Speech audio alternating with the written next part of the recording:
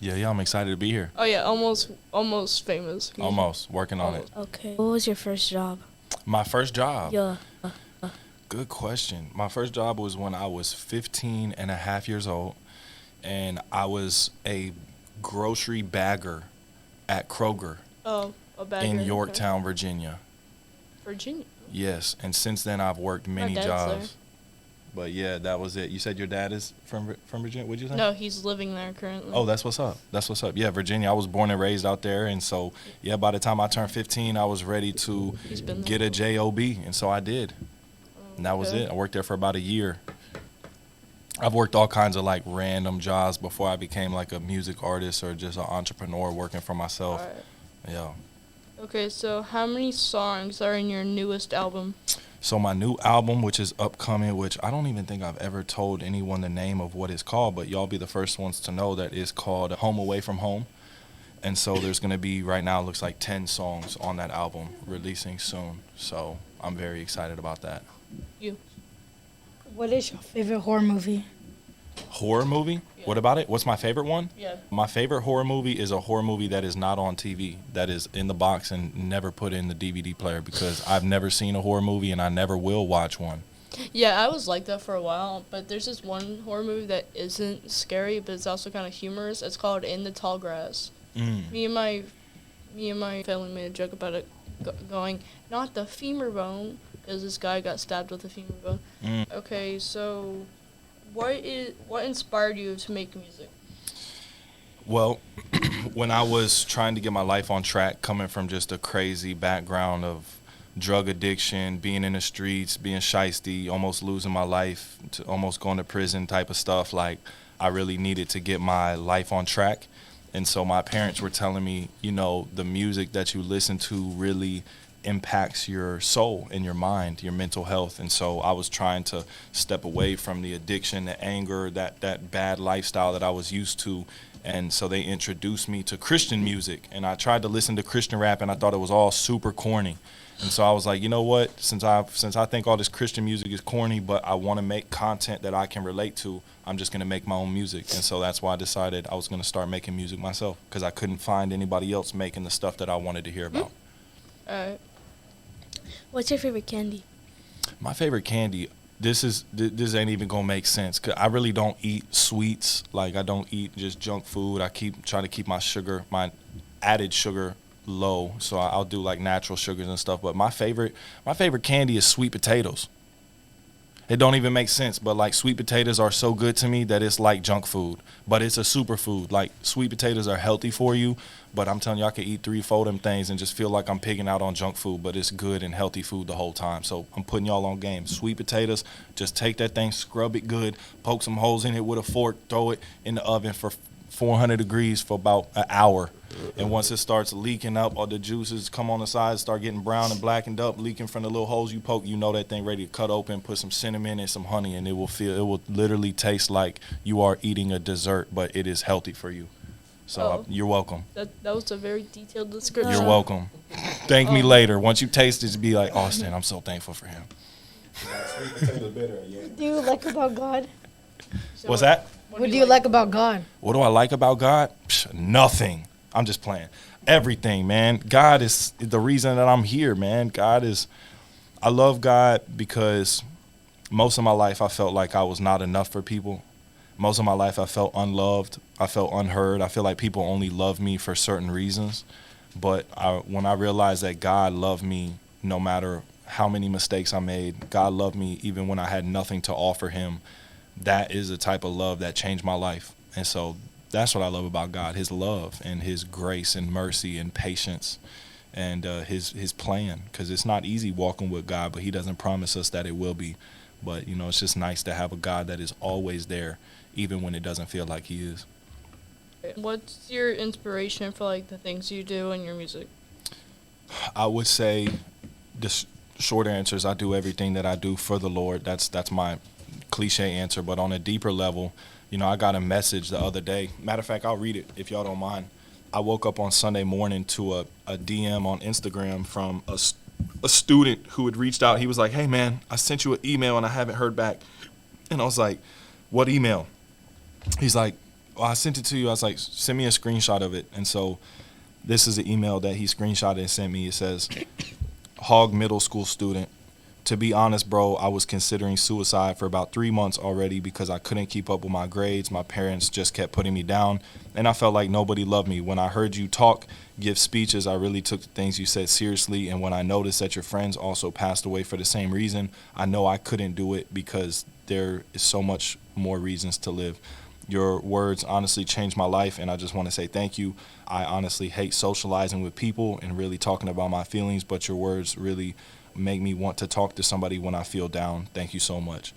And so reading that message from that kid who has been thinking about committing suicide for the past 3 months, and I went and spoke at his school last week, and then he made a decision you know what, I'm not even going to think about taking my life anymore. That is the inspiration behind why I do what I do, because there's so many other kids out there just like him that feel hopeless.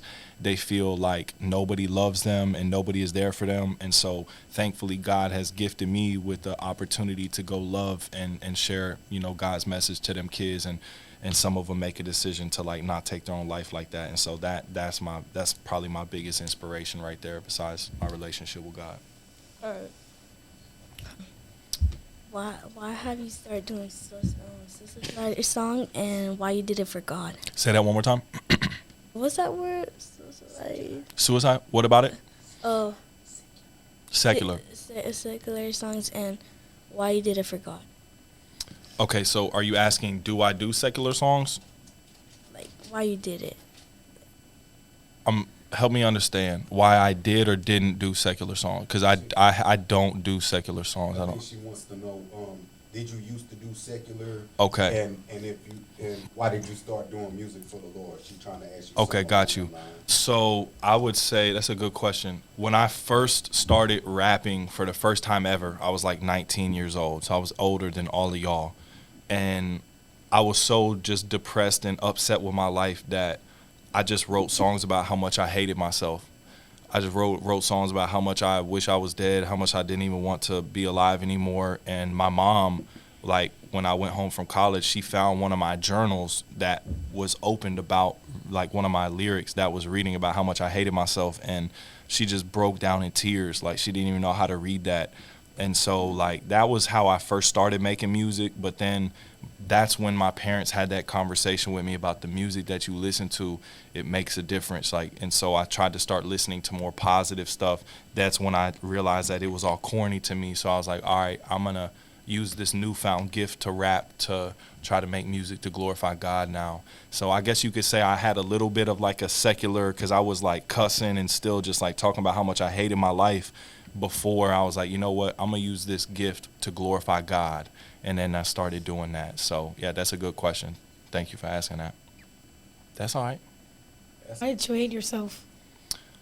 It's a very deep question. I mean, it could take me a long time to respond, but I think the quick answer is, when I was a kid growing up, just like every other kid, you want to be loved.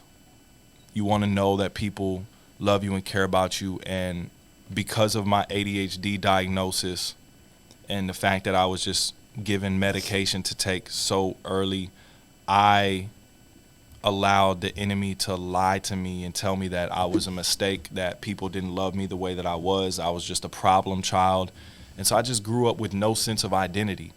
And that's why I hated myself, because I believed the lies of the enemy, and I needed more relationships with people, funny enough, but with people like me when I was y'all's age, with people the mentors, the godly mentors that we have around here.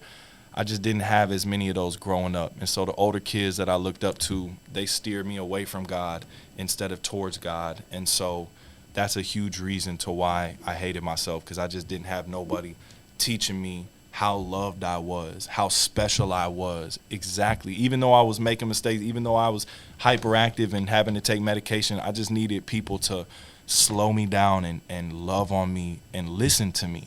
That's another thing. I felt very unheard most of my life. I felt like nobody really listened, nobody really found out about my heart, and that's why I run my mouth so much these days.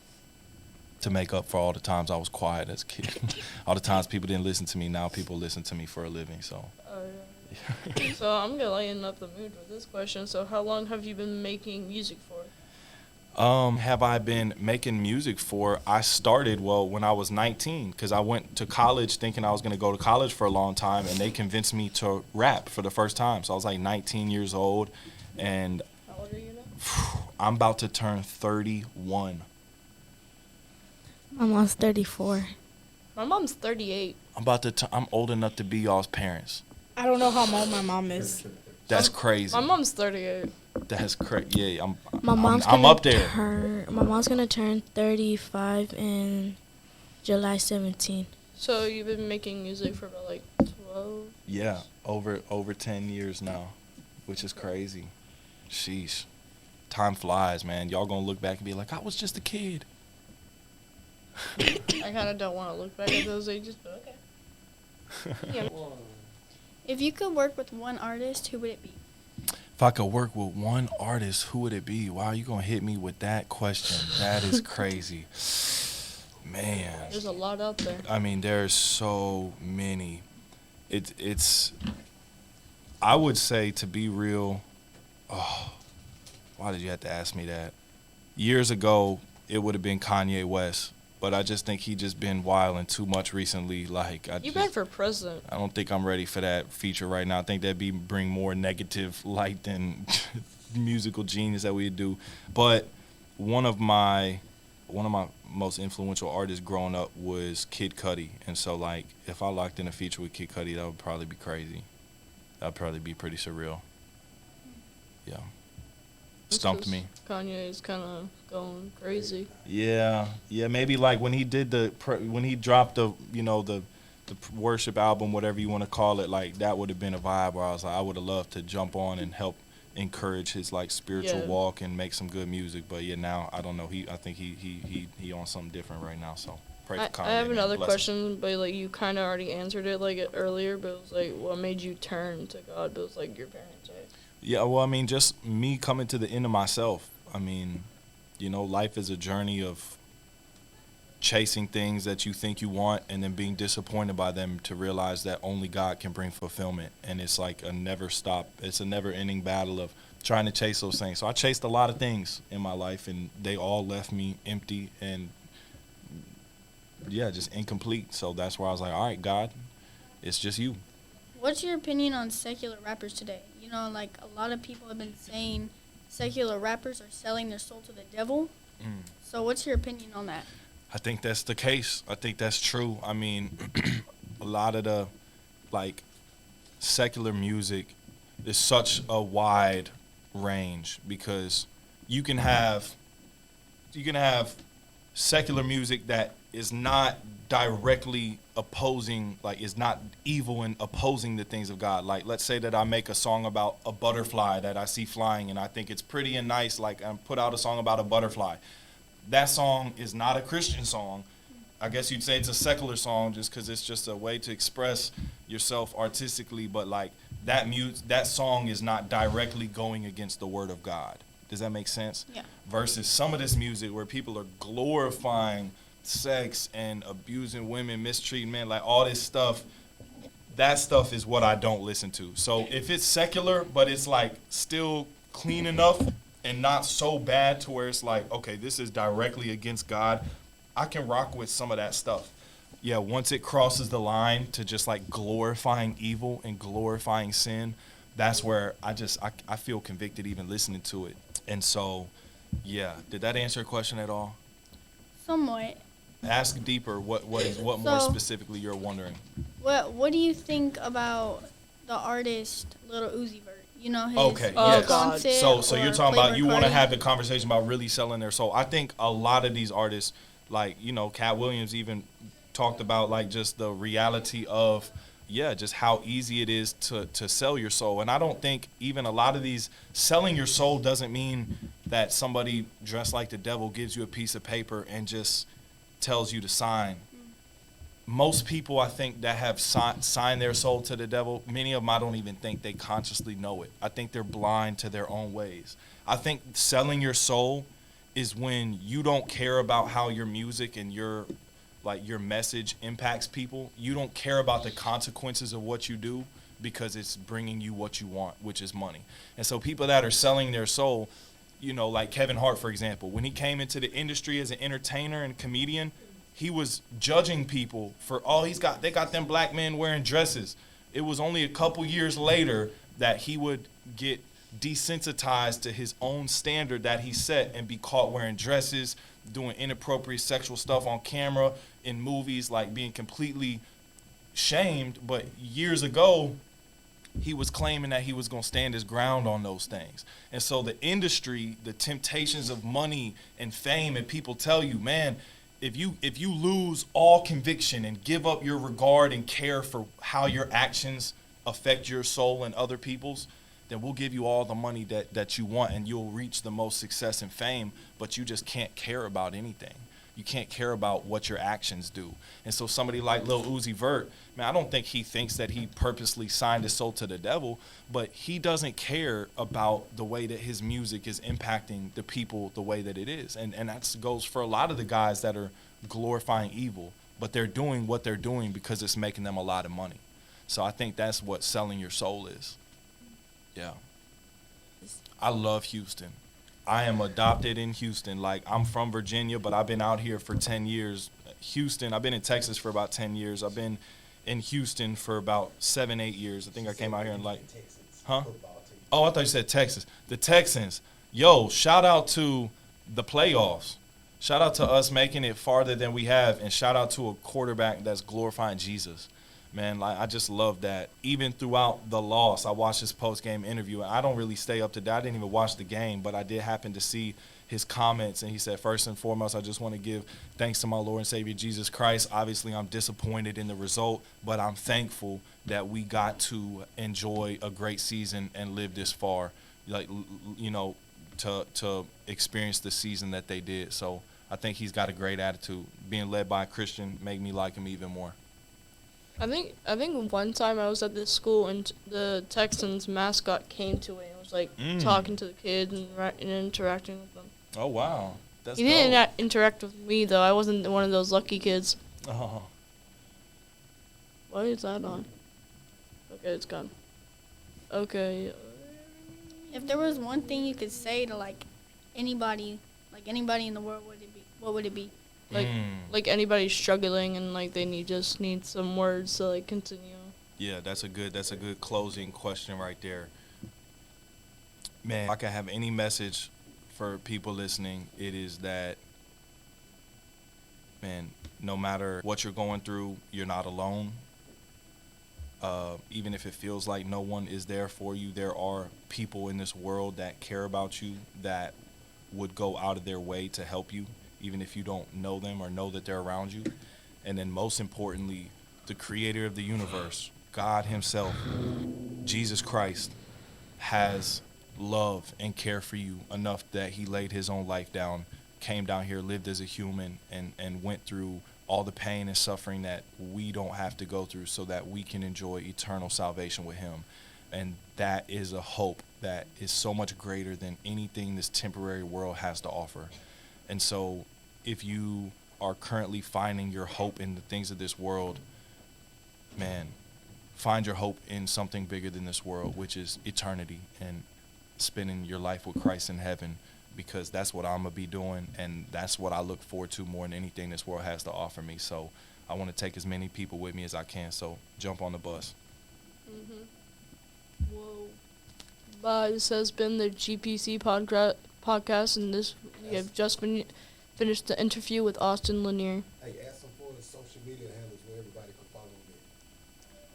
Social media, you can find me on just looking up my name, Austin Lanier, on any platforms as far as music goes.